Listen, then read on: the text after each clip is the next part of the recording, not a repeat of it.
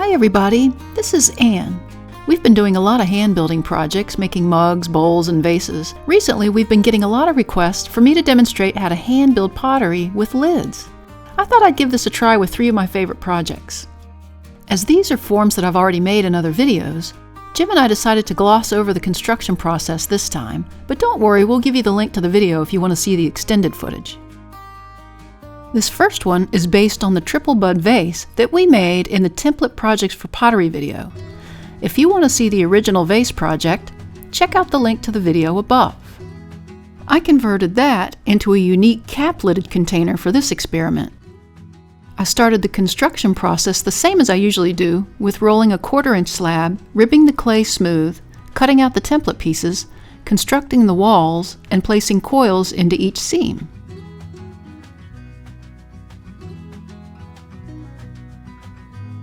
Once the walls were put together, I attached the foot, cut away the excess clay, ribbed the sides, and attached the top so the pieces became a closed form. I used my fingers and a rib to make the corners nice and crisp.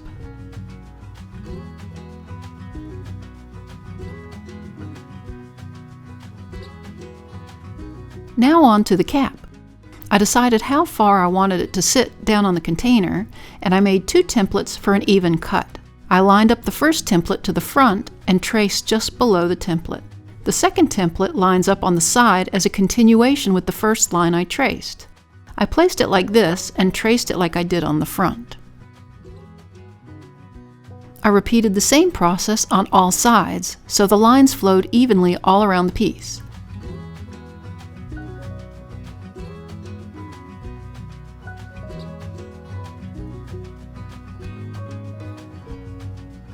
I made sure they were even, cut completely through the form, and removed the top.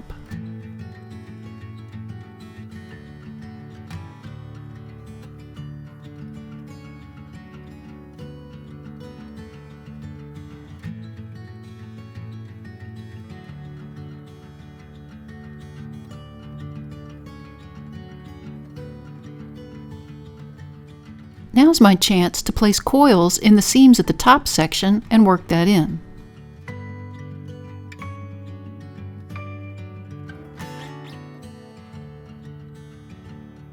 I then used my fingers to clean up the rims where I made the cuts.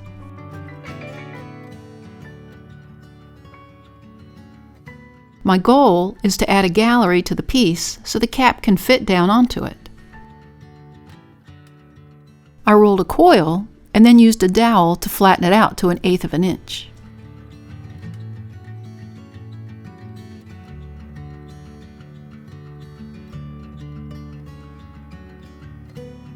I fit the ribbon down into the piece, just extending up behind the cut rim. Then I cut the length so it fit just the front side. I scored and slipped that piece into place.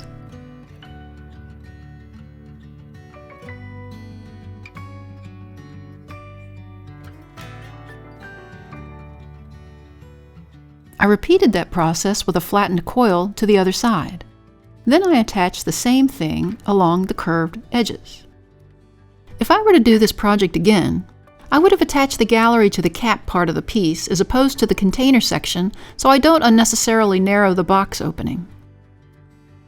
Once I had them equally attached, spaced, and cleaned up, I placed the top section back in place to make sure it fit snugly. Here's a variation I made the day before, where I adorned the connection line with a circular piece of clay to mimic a sort of faux clasp.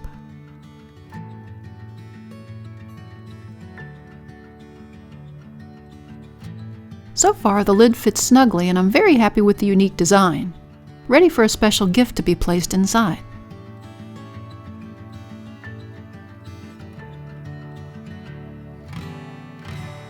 This next container was based on the 3-ring planter project. If you'd like to see the original project, check out the link above. I decided to simplify this project by converting it to a simpler oval form.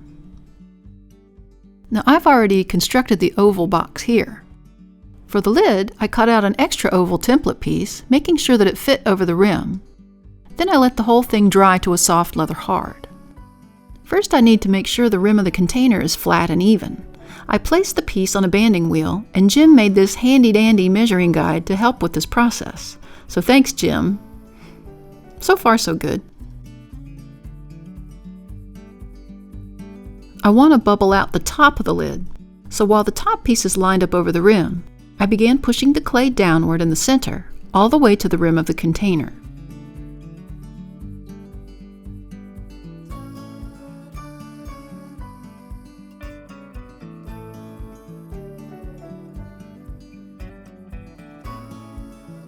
You'll see the sides of the lid start to pitch upward. I used my finger to push the edges flat again. This will stretch the edges, but later when it dries more, you can trim off the excess.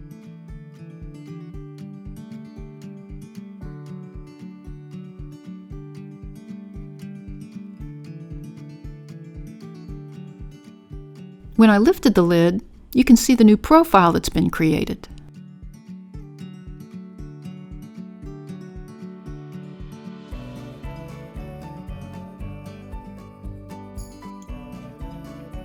Now I need to attach a gallery inside the lid.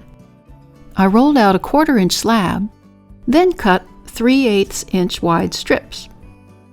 I used my fingers to bevel the edge of one of the long sides of the strip, then I scored that edge.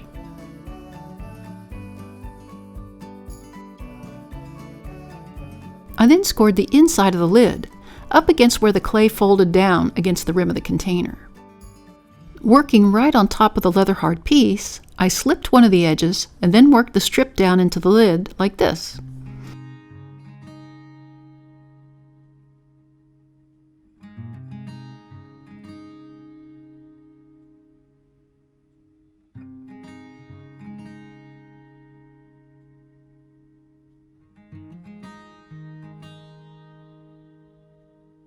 I overlapped the edges of the strip and cut through both like this.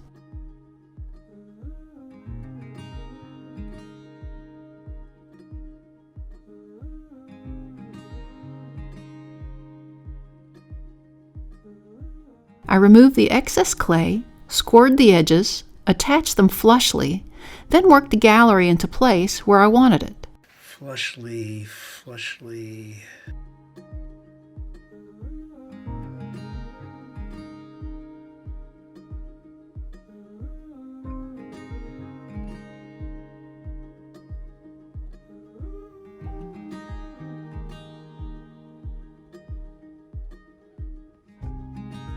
I worked a coil around the inside edge and finished off the outer edge with my fingers.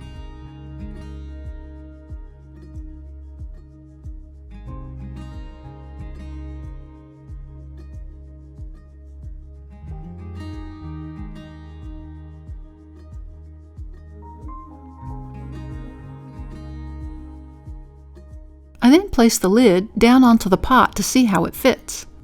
If the lid is not as snug as you want, you can place a coil down along the outer edge of the gallery and work it until the fit is snug but not excessively tight. Now here's the bone dry piece. I made 2 boxes with different kinds of handles. Be sure you've subscribed and turned on notifications so we can let you know when you can view the glazed results.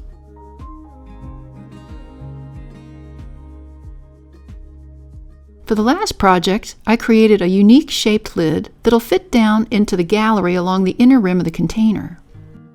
This one is based on the lantern form that we made in the Template Projects for Pottery video.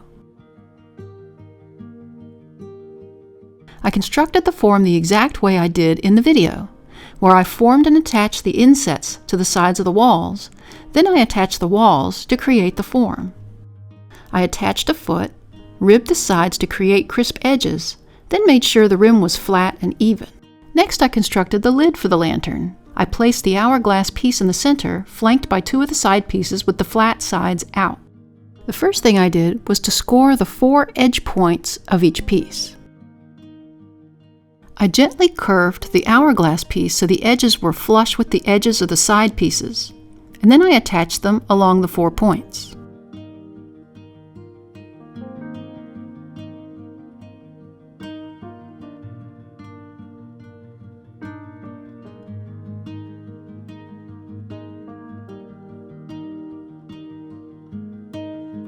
When I turned it over, the form had gaps along the inner edges.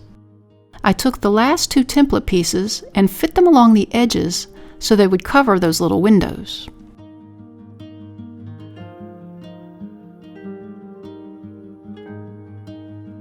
I traced a line where the side vertical piece butts up against the horizontal side piece. I scored under that traced line, plus the opposite edge, and along the lid. I slipped one side of each piece and attached them.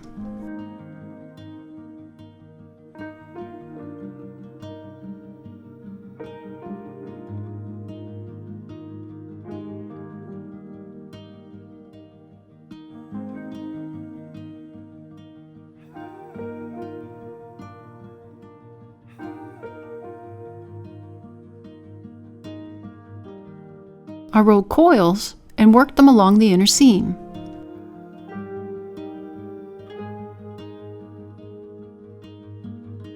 Then I narrowed and rounded the opening edge of the hourglass shape with my fingers like this on both sides.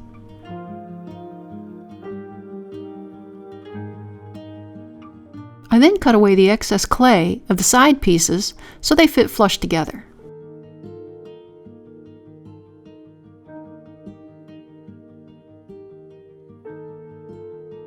I placed the lid right side up and made sure the edges were flat to the table and the whole piece was squared up. I then placed the top over the body to make sure it fit along the edges. I had to fiddle with the edges a bit, but I finally got it.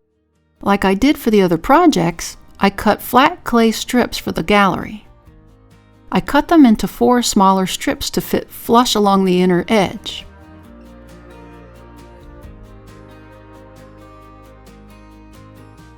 I scored and slipped the strips in place and worked the edges together.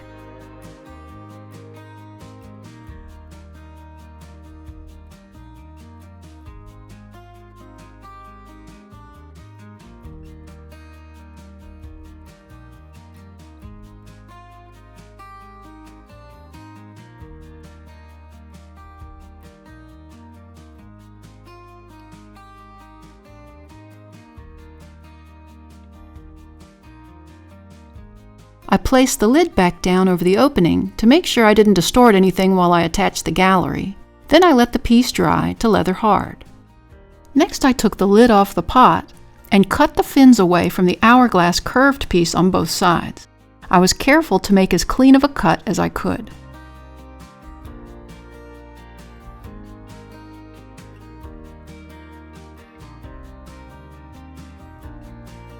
I returned all 3 pieces to the top of the rim so they fit just right. I scored the side of the rim and under the fin, then slipped and attached them together, making sure the sides were flush.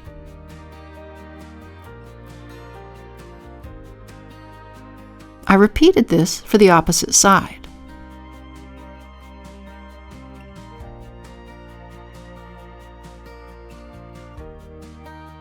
I removed the hourglass piece and cleaned up the inner edges of the box.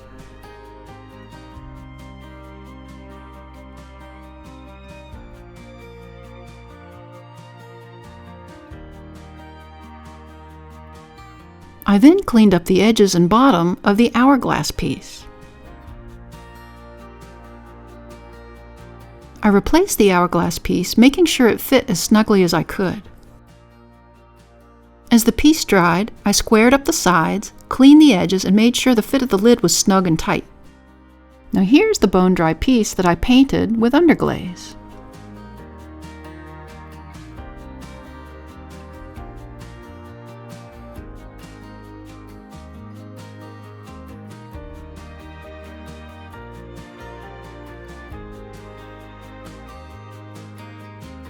Here's another variation I did with an extruded handle.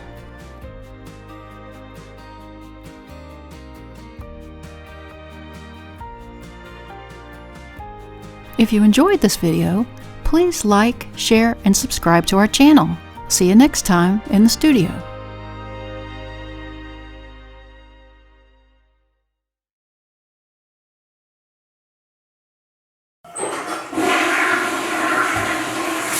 That's flushing.